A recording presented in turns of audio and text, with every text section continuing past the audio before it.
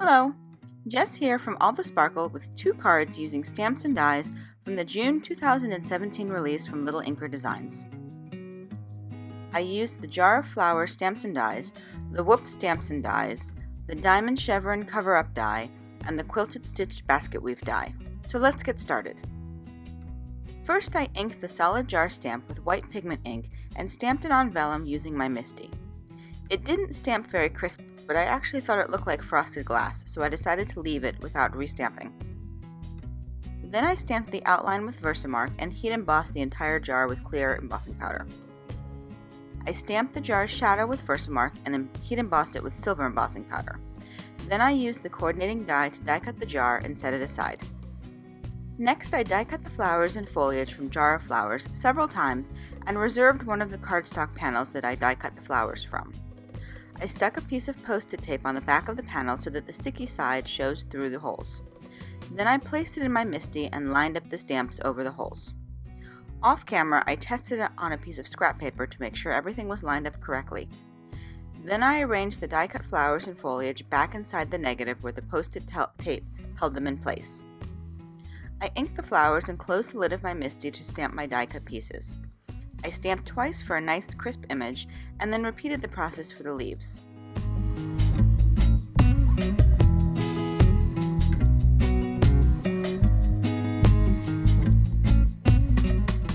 On the other side of my MISTI, I had already lined up the inner stamps for the layering flowers, and I stamped those with a darker ink. Once they were done, I carefully peeled them off the Post-it tape and repeated the process with more dies. This helps save time when you're stamping lots of tiny die-cut images.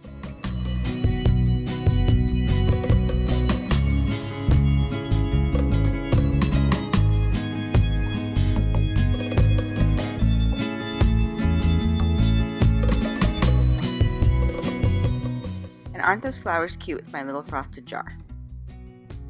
Next, I worked on my background panel.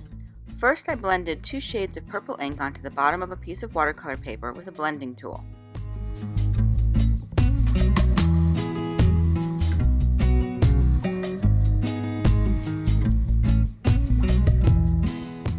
Then I die cut a piece of white cardstock with a diamond chevron cover-up die, added drops of glossy accents to the back, and adhered it over my blended panel.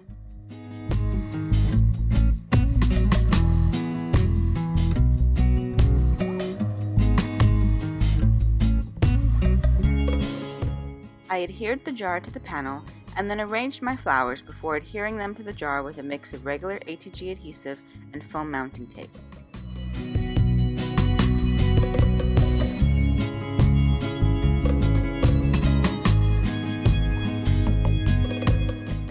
Then I placed a piece of dark gray cardstock in my MISTI and used my creative corners to line up a sentiment from the Whoop stamp set.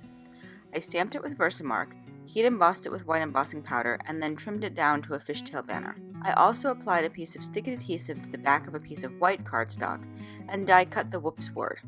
I adhered the banner to the card, peeled off the backing from the sticky adhesive, and arranged it over the banner.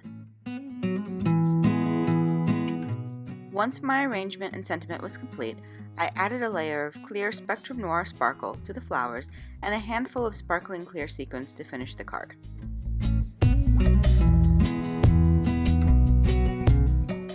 After I finished that card, I looked at my leftover flowers and leaves, and I realized I had enough to make another card.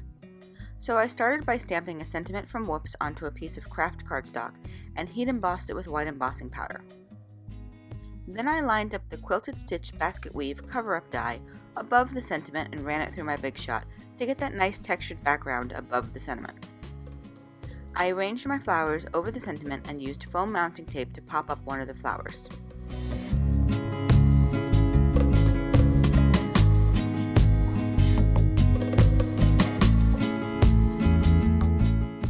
And that's it. The June 2017 release from Lil Inker Designs is now live, and you can find links to my blog and all of the products I used in the YouTube description below. We're celebrating our release with a huge site-wide sale, a blog hop with a chance to win the entire release, and an awesome gift with purchases over $100. Head to my blog for all the details and to join the hop. If you liked my video, please give it a thumbs up and click the subscribe button so you won't miss any of my future videos. Thanks so much for watching. Have a fantastic day and happy crafting!